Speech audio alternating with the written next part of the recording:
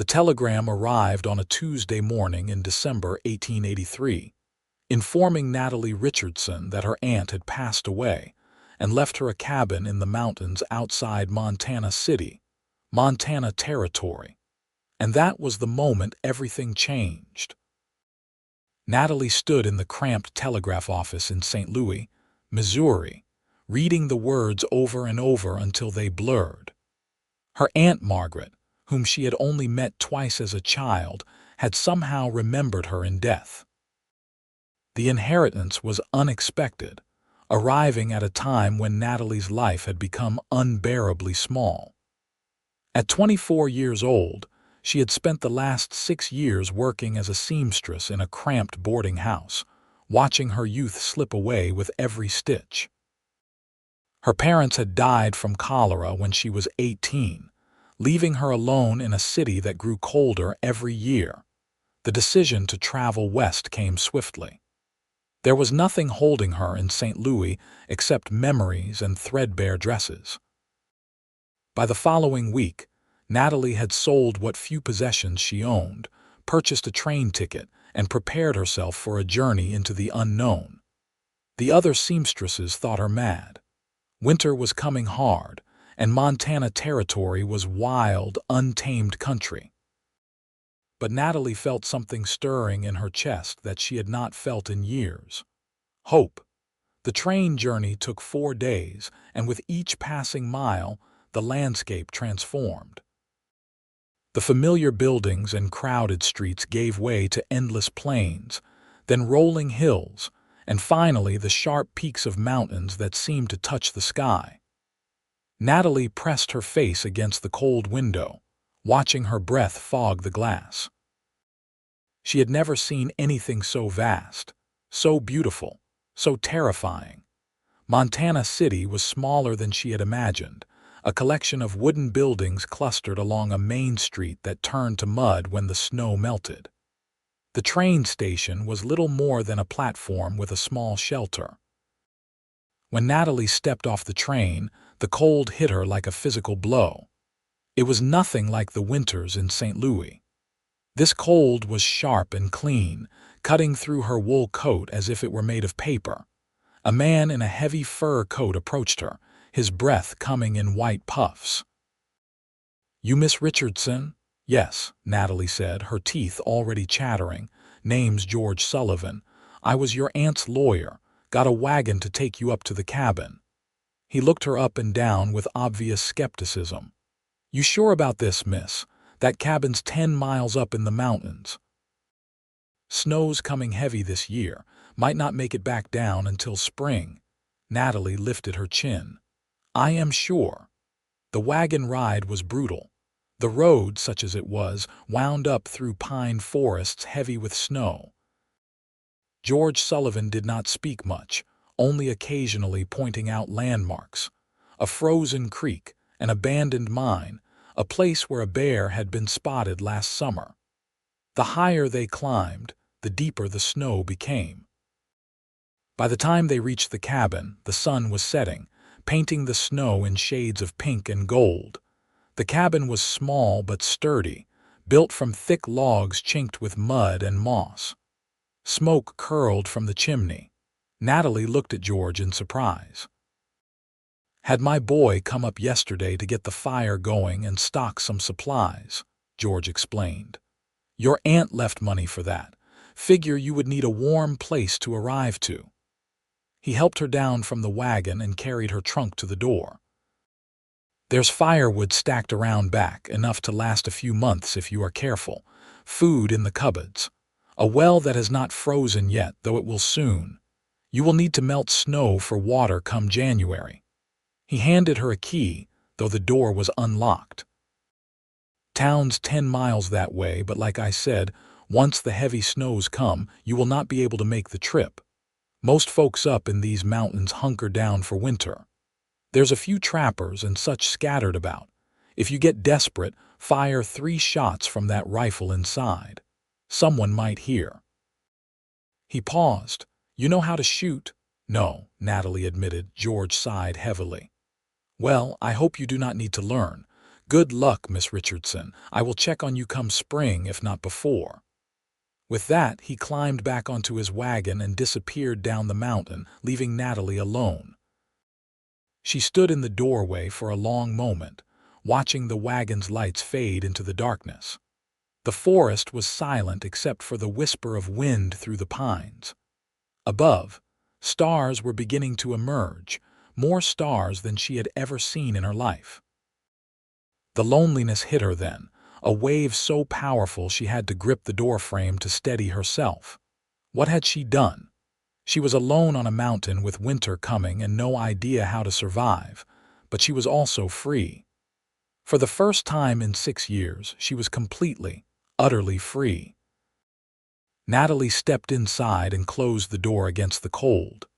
The cabin was a single room with a stone fireplace, a bed in one corner, a small table with 2 chairs, shelves lined with provisions, and a rocking chair by the fire.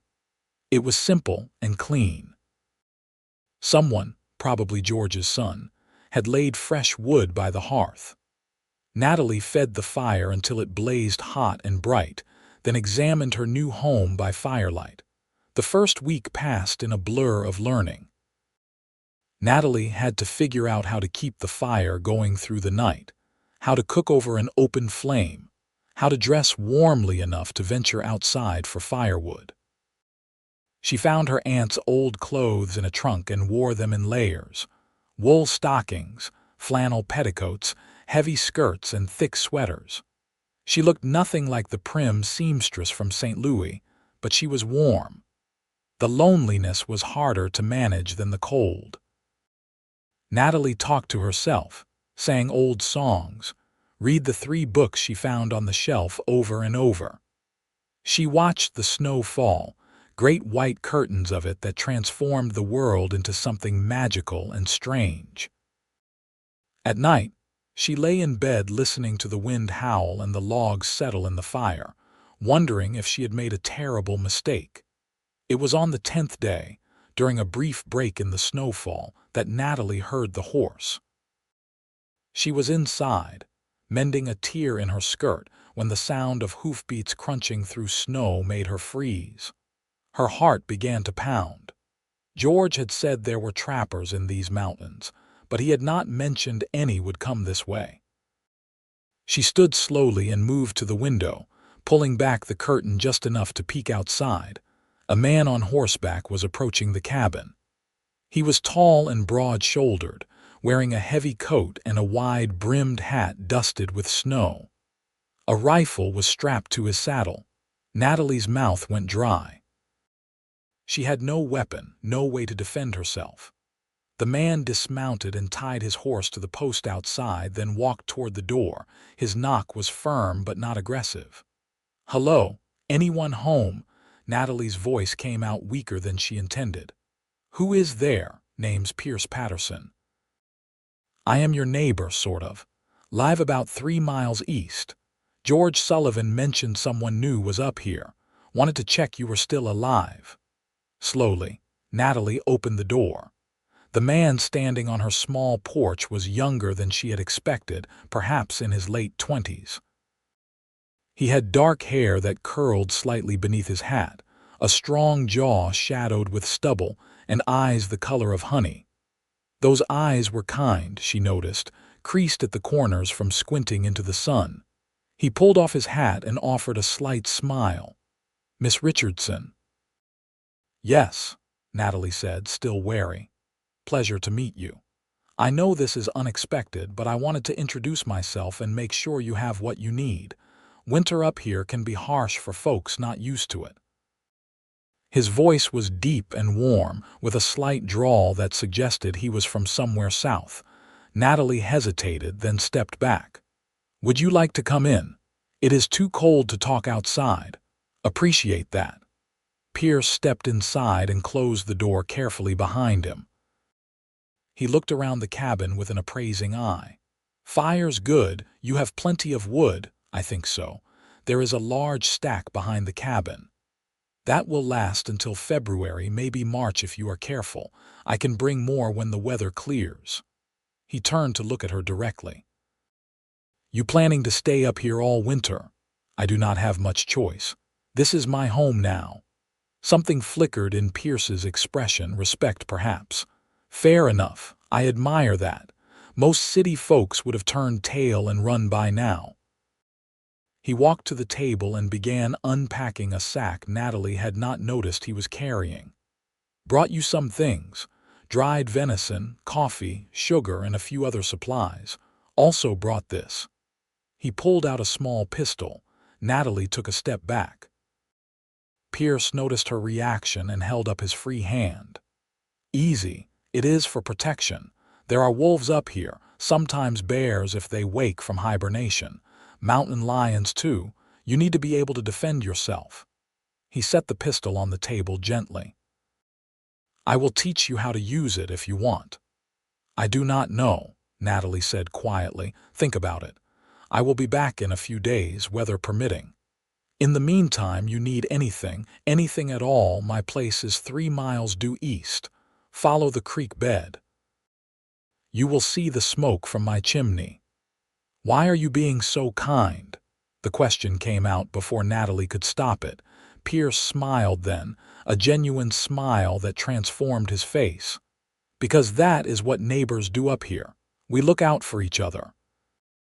Winter in these mountains does not care if you are rich or poor, man or woman. It will kill you just the same if you are not prepared. Besides, he added, putting his hat back on, your Aunt Margaret was a good woman. Helped me out when I first came to these parts. Figure I owe her the kindness of looking after her kin. After Pierce left, the cabin felt different, less lonely somehow. Natalie examined the supplies he had brought and found her eyes stinging with unexpected tears. She had grown so used to being alone, to fending for herself, that simple kindness felt overwhelming. 3 days later, Pierce returned as promised. This time, Natalie was ready for him. She had baked bread using her aunt's old recipes and had coffee brewing when she heard his horse approaching. When she opened the door, Pierce looked surprised and pleased. Something smells good, he said. Bread. I thought since you brought me supplies, the least I could do is offer you a warm meal. They sat at the small table, eating bread with butter and drinking strong coffee. Pierce told her about the mountains, about the wildlife and the weather patterns, about the other people scattered through these remote peaks. There was a trapper named Old Henry who had lived up here for 40 years. A family of ranchers in the valley below who supplied Montana City with beef. A Crow Indian woman named Sarah who occasionally came through trading herbs and medicines. And what about you? Natalie asked. How did you end up here?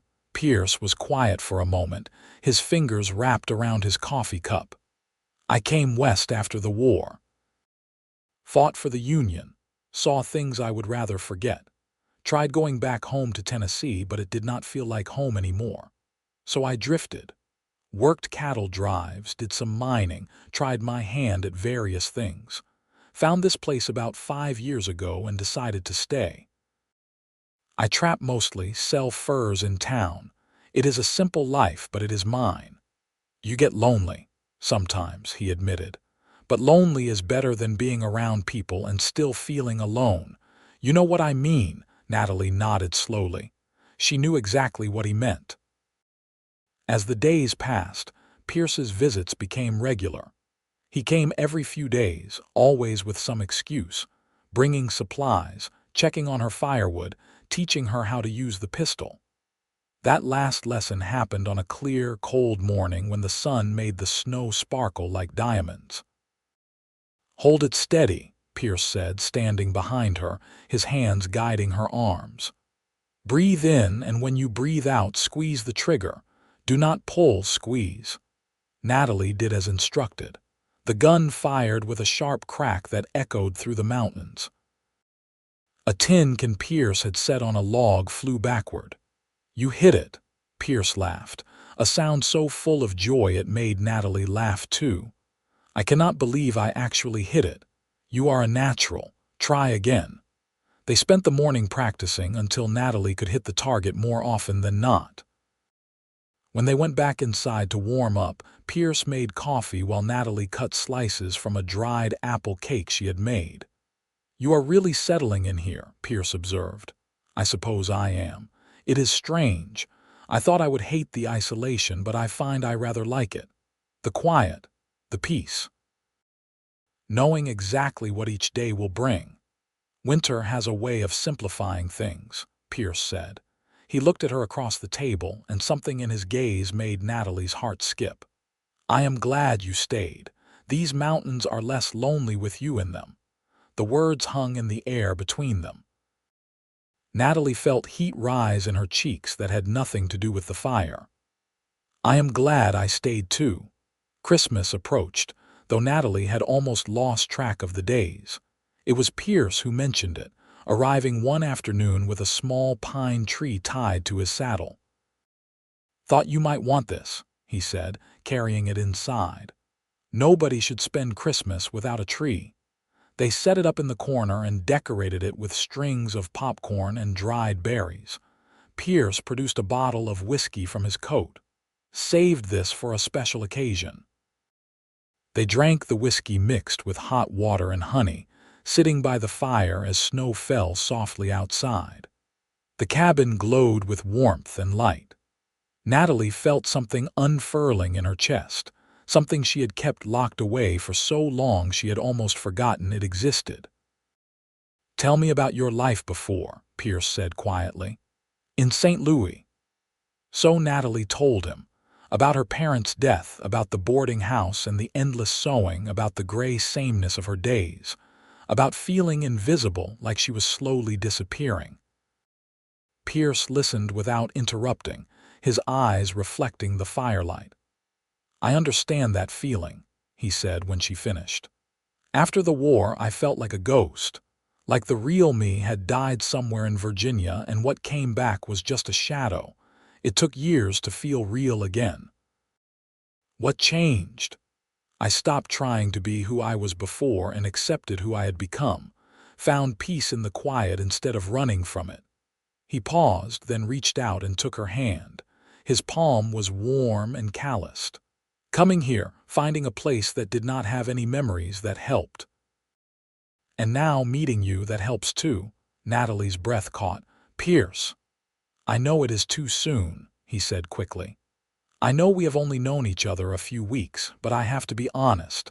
I look forward to my visits here more than anything. Not because of the cabin or the coffee or even your excellent baking, though that is a bonus." He smiled, but it was nervous, vulnerable.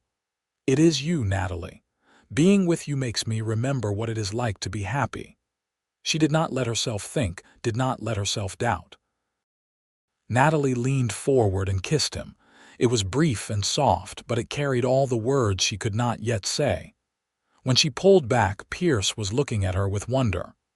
"I was hoping you might feel the same," he whispered. "I do," Natalie said. "I was so certain I would be miserable here, alone in this cabin through the winter. But you have filled it with something I did not expect. Laughter, warmth, the possibility of love." Pierce cupped her face in his hands and kissed her properly this time, deep and slow. When they finally broke apart, both were breathless. He rested his forehead against hers. "Stay with me tonight," Natalie said. "The snow is getting heavier. It would be dangerous to ride back in the dark." "Are you sure?" "I am sure." They lay together in the narrow bed, fully clothed but wrapped in each other's arms. Natalie listened to Pierce's heartbeat and felt safer than she had in years. Outside, the wind howled and the snow piled higher, but inside the cabin, everything was perfect. When morning came, they woke tangled together. Pierce made breakfast while Natalie watched from the bed, her hair loose around her shoulders. They ate fried salt pork and cornmeal mush, ordinary food that tasted extraordinary. "I should go," Pierce said reluctantly. "I have traps to check." "Will you come back soon?" "Tomorrow, if the weather holds." "Every day if you want me to. I want you to." Pierce kissed her goodbye at the door, long and lingering. After he left, Natalie touched her lips and smiled. The loneliness that had followed her from St. Louis was finally, truly gone. The deepest part of winter arrived in January. The snow was so heavy that even Pierce could not make it to the cabin for nearly 2 weeks. Natalie kept herself busy with cooking, sewing, and reading. She was not afraid, not anymore. She knew Pierce would come as soon as he could. When he finally arrived, he was covered in snow and grinning like a fool. "I missed you," he said, pulling her into his arms the moment he stepped inside. "I missed you too. I was starting to worry. I would walk through a blizzard to get to you, Natalie Richardson." They spent the next 3 days together, snowbound and happy. Pierce told her stories about his travels, about the cattle drives through Texas and the gold camps in California. Natalie told him about her childhood, the good memories from before her parents died. They cooked together, played cards, and talked late into the night. On the third evening, lying in bed with Pierce's arms around her, Natalie said, "I love you." She felt him go still. Then he turned her to face him, his eyes searching hers in the firelight. "Say that again." "I love you, Pierce Patterson." "I love you too," he said, his voice rough with emotion. "I think I have loved you since the first moment I saw you peeking out that window, scared but brave. I was going to wait to tell you, but I cannot hold it in anymore. I love you, and I want to spend every winter for the rest of my life keeping you warm." They made love that night, slow and tender, learning each other's bodies as the fire burned low. Afterward, Pierce held her close and whispered promises into her hair. Promises of a future, of spring weddings and children, of growing old together on this mountain. February brought a brief warm spell. The snow began to melt, and Pierce insisted on taking Natalie to see his cabin. They rode together on his horse, Natalie seated in front of him, his arms secure around her waist. Pierce's cabin was larger than hers, with a separate room for sleeping and a small barn for his horse and supplies. It was clear a man lived here alone, everything functional but sparse. Natalie could already see how she would soften it, make it a home. "What do you think?" Pierce asked, watching her nervously. "I think it has potential." "Enough potential that you might consider living here." Natalie turned to face him. "Are you asking me to marry you, Pierce Patterson?" "I am." He took her hands. "I know we have only known each other a few months. I know by all rights we should wait, be sensible, all those things people say. But out here, life is different. Time moves differently. I have never been more certain of anything. Marry me, Natalie. Let me spend the rest of my life making you happy." "Yes," Natalie said, laughing and crying at the same time. "Yes, I will marry you." Pierce whooped and picked her up, spinning her around until they were both dizzy. When he set her down, he kissed her so passionately that Natalie forgot the cold, forgot everything except the feeling of being utterly, completely loved. They were married in March when the first thaw came, and the road to Montana City became passable. The ceremony took place in the small church, with George Sullivan and his family as witnesses. Natalie wore a simple blue dress, and Pierce wore his best suit, his hair freshly cut. When the minister pronounced them husband and wife, Pierce kissed her with such tenderness that several women in the small congregation wiped their eyes. After the ceremony, they had a modest celebration at the town's only restaurant. Old Henry was there, along with the rancher family from the valley, Sarah the herb trader, and several other mountain folk who had heard about the wedding. They ate roast beef and potatoes and drank toasts to the happy couple. "Never thought I would see Pierce Patterson settle down," Old Henry said, raising his glass. "But I reckon if anyone could tame that wild heart, it would be our Natalie." "I am not tamed," Pierce protested, grinning, "just properly motivated." They spent their wedding night at Natalie's cabin, which they had decided to keep as a retreat. Pierce carried her over the threshold, a tradition Natalie had only read about in books. Inside, he undressed her slowly, reverently, as if unwrapping something precious. "My wife," he murmured against her skin. "My beautiful wife." Natalie pulled him down to her, and they loved each other through the night, celebrating their union with passion and tenderness. When dawn came, they lay exhausted and happy, watching the light creep across the cabin walls. "We should probably move to my cabin," Pierce said. "It is bigger and I have more supplies set up there." "Our cabin now," Natalie corrected. "Everything is ours now." Spring arrived slowly, the snow melting to reveal the land beneath. Natalie was amazed by the transformation. The mountains she had only seen white and frozen were suddenly alive with color. Wildflowers pushed through the last patches of snow. Birds returned, filling the forest with song. Deer appeared at the creek to drink. Everything was waking up, including Natalie herself. She and Pierce settled into married life with surprising ease. Natalie took over the cooking and helped Pierce with his trapping. She learned to identify animal tracks, to read weather signs, to move quietly through the forest. Pierce, in turn, learned about her past, her fears, her dreams. They talked about everything, sharing a deep intimacy that went beyond the physical. In May, Natalie realized her monthly courses had not come. She waited another month to be certain, then told Pierce over dinner, "I think I am with child." Pierce dropped his fork. "Truly, truly." He stood so quickly his chair fell backward, then rushed around the table to kneel beside her. He placed his hand on her still flat stomach, his eyes shining with tears. "A baby, we are having a baby. Are you happy?" "Happy, Natalie, I am beyond happy. I cannot even find the words." He kissed her belly, then looked up at her. "You have given me everything. A home, love, and now a family. How did I get so lucky?" The pregnancy progressed smoothly. Sarah, the herb trader, visited regularly, bringing teas and advice. Natalie experienced morning sickness and exhaustion, but Pierce was endlessly patient, taking over her chores and making sure she rested. As her belly grew, Pierce would talk to the baby every night, telling stories and singing old songs his mother had taught him. "You hope for a boy or a girl?" Natalie asked one evening. "I hope for healthy," Pierce said, "but if I am being honest, I would love a daughter who looks just like you. I think a son who looks like you would be wonderful. Then we will just have to have both." Natalie laughed.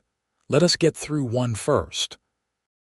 The baby came in February of 1885, during another long winter, but this one different from the last. Natalie was not alone this time. Pierce was by her side through every moment of labor, holding her hand and encouraging her.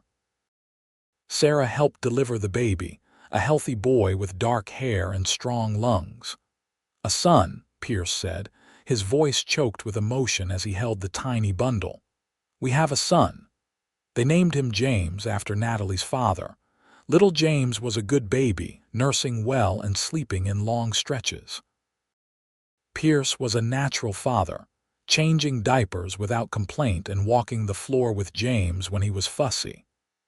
Natalie would watch them together, Pierce's large hands so gentle with the tiny baby, and feel her heart could burst from happiness.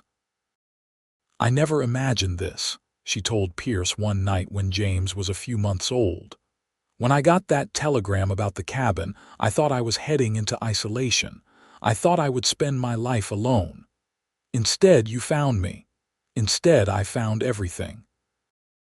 The years passed swiftly, marked by the changing seasons and the growth of their family. When James was 2, Natalie became pregnant again. This time, she gave birth to a daughter they named Rose. 2 years after that came another boy, Samuel. Their cabin, which had once seemed spacious for one, was now full of noise and life. Pierce expanded the cabin, adding 2 more rooms for the children. He also built a proper barn and bought a milk cow, chickens, and 2 more horses. Natalie planted a vegetable garden and began keeping bees. They were becoming more self-sufficient, less reliant on supplies from town. The children thrived in the mountain air. James grew tall and serious, always wanting to help his father with the traps. Rose was wild and fearless, climbing trees and catching frogs. Samuel was the gentle one, content to sit with Natalie and look at picture books or help her in the garden. Pierce proved to be an exceptional father. He was patient and kind, teaching the children about the land while making sure they could read and write. Natalie taught them arithmetic and geography, using old textbooks George Sullivan had procured from town. Their mountain home became a schoolhouse, a farm, and a sanctuary. But it was not all easy. There were hard winters when supplies ran low. There was the summer James broke his arm falling from a tree, and Pierce had to ride to town for the doctor. There was the year a late frost killed Natalie's entire garden, and they had to rely more heavily on hunting and fishing. Through it all, Pierce and Natalie's love remained constant, the foundation on which everything else was built. On their 10th wedding anniversary, Pierce surprised Natalie by taking her back to her old cabin, the one where they had first met. He had kept it maintained over the years, and now it stood ready for them. The children were staying with old Henry for the night, giving Pierce and Natalie time alone. "I wanted to bring you back here," Pierce said as they stood inside, "to remember where we started." Natalie looked around the small room, remembering that first winter, the loneliness, the fear, the gradual blossoming of hope. "I was so lost when I came here. And now I am found, thanks to you." Pierce pulled her close. "You saved me too, you know. I was just existing before you, going through the motions. You gave me a reason to truly live." They made love in the narrow bed where they had first declared their feelings, their bodies familiar but still thrilling to each other. Afterward, wrapped in quilts, they talked about the past and dreamed about the future. "What do you want for the next 10 years?" Natalie asked. "More of this. More of us. I want to watch our children grow. I want to grow old with you. I want to wake up every morning and still be amazed that you are mine." "That is exactly what I want too." As the years continued, the children grew into young adults. James, at 18, was already planning to start his own trapline further up the mountain. Rose, at 16, was beautiful and fierce, attracting attention whenever they visited town but interested in no one. Samuel, at 14, was studying to be a teacher, wanting to bring education to the scattered mountain children. Pierce and Natalie aged gracefully, their hair graying but their love undiminished. They still stole moments alone whenever possible, still looked at each other across crowded rooms with the same passion they had felt that first winter. Their hands found each other automatically, their bodies fitting together perfectly even after so many years. When James married a girl from town named Emily and brought her home to the mountain, Natalie welcomed her with open arms. Rose eventually fell in love with a ranch hand from the valley, and their wedding was a joyous celebration that lasted 3 days. Samuel went to school in Helena and returned with a teaching certificate and a wife, a quiet woman named Margaret, named coincidentally after Natalie's aunt. The grandchildren came next, filling the mountain with new life. Pierce and Natalie's cabin echoed with laughter again, different voices but the same joy. They sat on their porch in the evenings, watching the sunset paint the mountains gold, counting their blessings. "Remember when you thought you would be lonely?" Pierce asked one evening, his arm around Natalie's shoulders. "I remember being terrified. I had no idea how to survive a winter in these mountains. And then a cowboy showed up and ruined your isolation." Natalie laughed. "You filled my life with so much more than I ever imagined possible. Not just laughter and love, though there has been plenty of both. You gave me a family, a purpose, a home. You gave me everything." Pierce kissed her temple. "You gave me exactly the same things. We saved each other, Natalie." As they moved into their 60s, Pierce and Natalie slowly stepped back from the hard work of mountain living. James took over the trap lines. Rose and her husband managed a small ranch in the valley. Samuel taught school in Montana City during the year and brought his family to the mountain for summers. The original cabin, small and sturdy, became a gathering place for the entire family. Pierce's health remained good, though his joints ached more in winter. Natalie developed a cough that worried everyone, but Sarah's teas helped and she refused to slow down. They still took walks together every morning, their steps slower but their hands still clasped tight. "You ever regret it?" Pierce asked one morning as they walked along the creek. "Leaving St. Louis, spending your life in these remote mountains." "Never," Natalie said firmly. "Not even once. This life, our life, it has been everything I never knew I needed. I regret nothing." Their 50th wedding anniversary in 1935 was celebrated with the entire family present. 43 people crowded into and around the cabin: children, grandchildren, and even a few great-grandchildren. There was music and dancing, food and laughter. Pierce and Natalie sat in the middle of it all, holding hands and watching their legacy unfold around them. 50 years, Pierce marveled. "Half a century with you and it still does not feel like enough time." "We have been blessed," Natalie agreed. "So incredibly blessed." That night, after everyone had left or bedded down, Pierce and Natalie lay in their bed, the same bed they had shared for decades. Their bodies were old now, marked by time and hard work, but to each other they were still beautiful. "I love you," Pierce whispered. "Just as much as the first time I said it. More, even." "I love you too. Thank you for finding me. Thank you for filling my life with joy. Thank you for letting me." They fell asleep wrapped in each other's arms as they had done thousands of times before. Outside, snow began to fall, blanketing the mountains in white. The seasons turned as they always did, but the love between Pierce and Natalie Patterson remained constant, eternal, unshakable. Years later, when both had passed peacefully into old age, their family would tell the story of how they met. How a lonely seamstress from St. Louis had come to a remote mountain cabin expecting isolation and hardship. How a cowboy had shown up at her door and changed everything. How what should have been the loneliest winter of her life became the beginning of a great love story. The cabin still stood, maintained by the family as a reminder of where it all began. Grandchildren and great-grandchildren would visit, touching the walls and trying to imagine their grandmother's first winter there.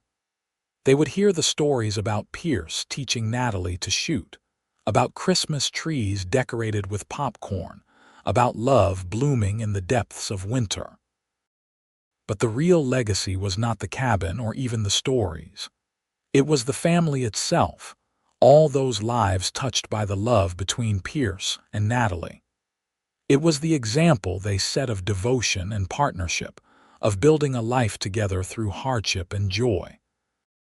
It was the proof that sometimes the best things come from the most unexpected places, and that love, real love, can transform everything. The mountains remained, eternal and unchanging. Snow fell and melted, seasons turned, years passed. But the love story that began in a small cabin during the winter of 1883 lived on, passed down through generations, a testament to the power of finding home not in a place, but in another person's heart.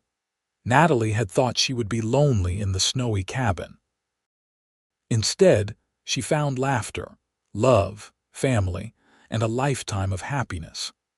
And it all started with a cowboy knocking on her door during a Montana winter, offering kindness to a stranger and finding his soulmate instead.